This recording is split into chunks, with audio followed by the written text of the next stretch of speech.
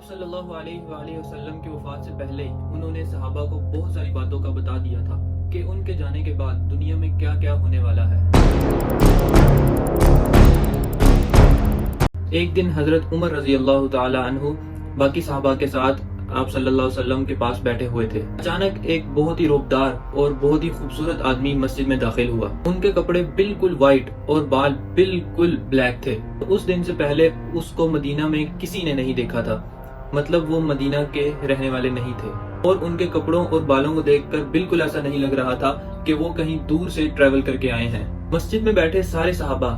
اس آدمی کو غور سے دیکھ رہے تھے۔ وہ شخص بالکل سیدھا مسجد نبوی میں آیا اور بالکل آپ صلی اللہ علیہ وآلہ وسلم کے سامنے بیٹھ گیا اور کہا، اے محمد، مجھے اسلام کے بارے میں بتائیں۔ اس آدمی کے جانے کے بعد آپ صلی اللہ علیہ وآلہ وسلم نے صحابہ سے پوچھا کہ کیا تم نے اس آدمی کو پہچانا؟ یہ جبریل علیہ السلام تھے اور تمہیں تمہارا دین سکھانے کے لیے آئے تھے۔ آپ صلی اللہ علیہ وآلہ وسلم نے جبریل کو اسلام کے بارے میں بتایا کہ اللہ کے سوا کسی کو خدا نہیں ماننا اور محمد صلی اللہ علیہ وآلہ وسلم کو اللہ کا رسول ماننا، نماز، روزہ اور حج اور زکوٰۃ ادا کرنا، جس پر جبریل علیہ السلام نے کہا کہ آپ نے بالکل سچ فرمایا۔ پھر جبریل علیہ السلام نے آپ صلی اللہ علیہ وآلہ وسلم سے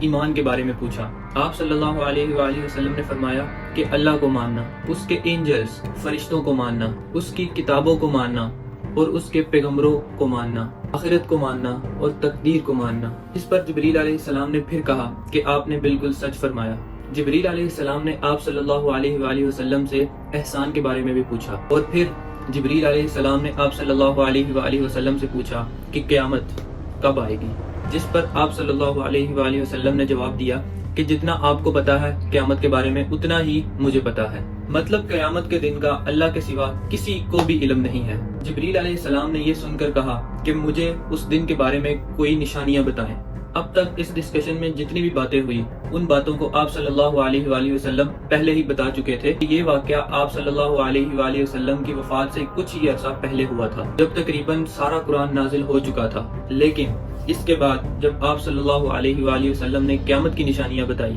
وہ اس سے پہلے کسی کو بھی نہیں پتا تھی، اور ان نشانیوں کا تعلق صحابہ سے زیادہ ہم سے ہے، کیونکہ جو نشانیاں آپ صلی اللہ علیہ وآلہ وسلم نے بتائی وہ صحابہ نے اپنی زندگی میں پوری ہوتی ہوئی نہیں دیکھی، بلکہ وہ نشانیاں آج ہم دیکھ رہے ہیں، جس کا مطلب یہ ہے کہ جبریل علیہ السلام صحابہ کو نہیں بلکہ آج کل کے مسلمانوں کو بھی یہ امپورٹنٹ نشانیاں سکھانا چاہتے تھے۔ آپ صلی اللہ علیہ وآلہ وسلم نے جبریل علیہ السلام کو جواب دیا کہ جب ایک لونڈی اپنی مالکن کو جنم دے گی، جس کو بہت سارے اسکالر سمجھتے ہیں کہ جب اولاد اپنے والدین کو غلام سمجھے گی، اور جب یہ ننگے پیر غریب چرواہے ایک دوسرے سے لمبی بلڈنگ بنانے میں کمپٹیشن یعنی کہ مقابلہ کریں گے۔ جبریل علیہ السلام نے پھر کہا کہ آپ نے بالکل سچ فرمایا، اور اٹھ کر وہاں سے چلے گئے۔ آپ صلی اللہ علیہ وآلہ وسلم نے صحابہ کو کہا کہ کوئی اس آدمی کو جا کر ڈھونڈے، لیکن اس دن کے بعد وہ شخص کسی کو بھی نہیں ملا۔ آپ صلی اللہ علیہ وآلہ وسلم نے ننگے پیر غریب چرواہوں کا ذکر کیا، جن کو اس زمانے میں عربز،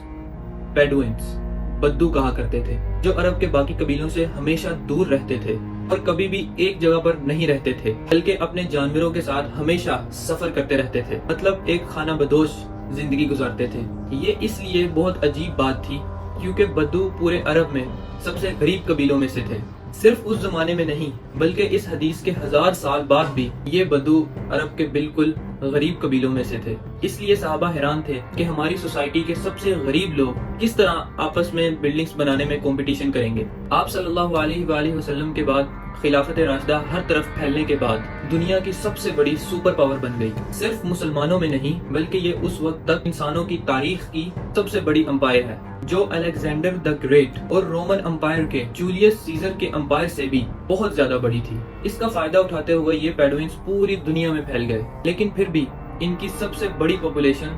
یہ عرب کے علاقے میں رہ گئی۔ آہستہ آہستہ وقت گزرتا گیا اور ان کا کلچر بالکل بھی نہیں بدلا۔ یہ پیڈوئنز اسی طرح اپنی زندگی گزارتے رہے۔ آخر 1000 سال بعد عثمانیہ خلافت کے آخری زمانے میں دنیا پرانے طریقوں سے ایک نئی انڈسٹریل ایج کی طرف بڑھنے لگی، تو آخر عثمانی خلیفہ سلطان عبد الحمید نے مسلمانوں کو بھی ماڈرن دنیا کی طرف لانے کے لیے بہت اسٹرانگ ریفارمز کی اور پوری امپائر میں بہت سارے پروجیکٹس شروع کیے، جس میں استنبول سے مدینہ تک ایک ٹرین بھی بنائی گئی،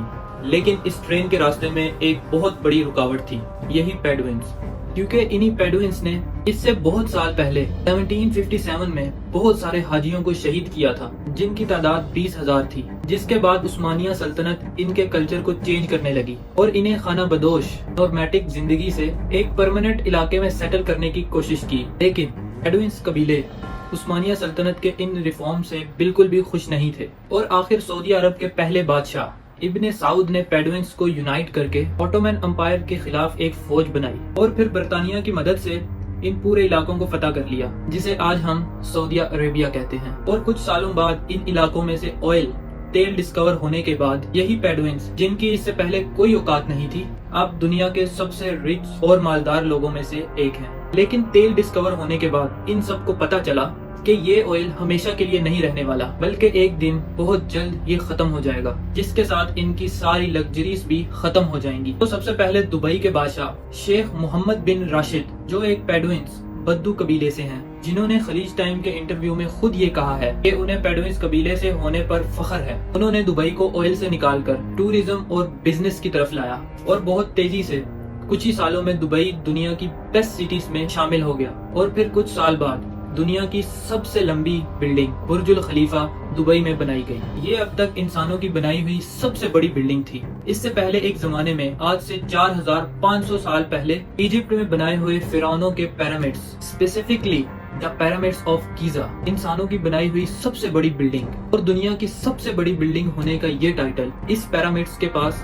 3800 سال تک رہا۔ مطلب فرعون کے بعد 3800 سال تک کوئی بھی فرعون سے لمبی بلڈنگ نہیں بنا سکا۔ لیکن 3800 سال بعد یورپ کے ایک چرچ نے پیرامڈز کا یہ ریکارڈ توڑ دیا، جس کے بعد پیرس کے آئیفل ٹاور اور 9/11 میں تباہ ہونے والے ورلڈ ٹریڈ سینٹر میں دنیا کی سب سے بڑی بلڈنگ رہ چکی ہے۔ تو چنانچہ دبئی کی اس عظیم کامیابی کو دیکھ کر سعودی عربیہ نے بھی اسے کاپی کرنا شروع کیا۔ مکہ میں کعبہ کے بالکل سامنے دنیا کی چوتھی سب سے بڑی بلڈنگ بنائی، اور کچھ ہی سال بعد دنیا کی سب سے بڑی بلڈنگ کا اعلان کر دیا، کنگڈم ٹاور یا جدہ ٹاور، جو دبئی کے برج خلیفہ سے بھی بڑی ہوگی، اور اس طرح سعودی UAE سے آگے نکل جائیں گے۔ اس سارے پروجیکٹ کو ہیڈ کرنے والے کا نام ولید بن طلال ہے، جو کچھ سال پہلے دنیا کے سب سے امیر عرب، جن کے قبیلے کا تعلق اگین ایک پیڈوئنس قبیلے میں سے ہے، جس کے بعد دبئی نے سعودی سے دوبارہ آگے نکلنے کے لیے دبئی میں ایک دنیا کی سب سے بڑی بلڈنگ بنانے کا اعلان کیا،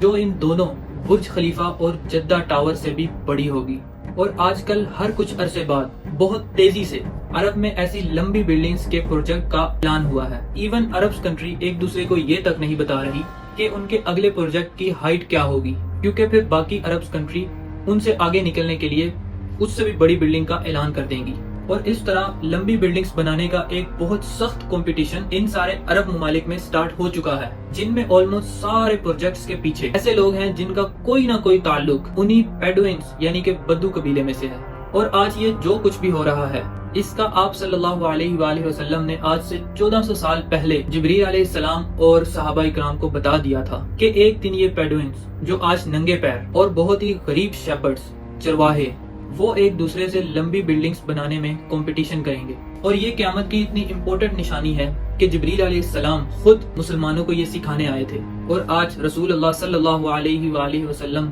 کی نشانی کو ہم پورا ہوتے ہوئے اپنی آنکھوں کے سامنے دیکھ رہے ہیں۔ تو آئی ہوپ آپ کو یہ ویڈیو پسند آئی ہوگی۔ اگر مزید آپ اس طرح کی ویڈیوز دیکھنا چاہتے ہیں تو ہمارے چینل کو لازمی سبسکرائب کر لیں۔ اللہ حافظ۔